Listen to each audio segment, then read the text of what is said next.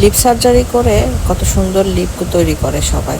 তো সেটা তো পার্মানেন্ট হয় না, 1-2 বছর পরে আবার তাদেরকে লিপ সার্জারি করতে হয়। তো আমি চিন্তা করলাম যে পার্মানেন্ট একটা সলিউশন বের করতেই হবে। তো আমি কালারটা নিয়ে চোখে না দিয়ে ঠোঁটে দেওয়া শুরু করেছি। অবশ্যই এটা আমি ওখান থেকে দেখেই করেছি, নিজে থেকে কিছু করি না। বাট যেখান থেকে দেখে করেছি সেটা এখন আমার কাছে অ্যাভেলেবেল না, যাই আপনাদেরকে দেখাতে পারবো। তো এই দেখেন লিপ সার্জারিটা কত সুন্দরভাবে হচ্ছে। কেমন হচ্ছে সেটা আপনারা ফাইনাল লুকে বুঝতে পারবেন। এটাকে ধরে এমনভাবে চাপ দিবেন যাতে লিপটা সার্জারির মতো দেখা যায়। এভাবে কিন্তু আপনি যে কোনো কিছু করলে আপনার ফেসে এক ধরনের ফ্লাপিনেস চলে আসবে, সেটা খুবই সাময়িক। যাই হোক, এভাবে যদি কেউ লিপ সার্জারি করতে পারেন তাহলে তো আর টাকা খরচ করে লিপ সার্জারি করার প্রশ্নই ওঠে না। আর খুবই সুন্দর একটা সার্জারি হয়েছে। দেখেন আমার ঠোঁটগুলো কেমন না উপর উপর হয়ে আছে। আগে আমার ঠোঁটগুলো এরকম ছিল, আমি তখন খুব অপছন্দ করতাম।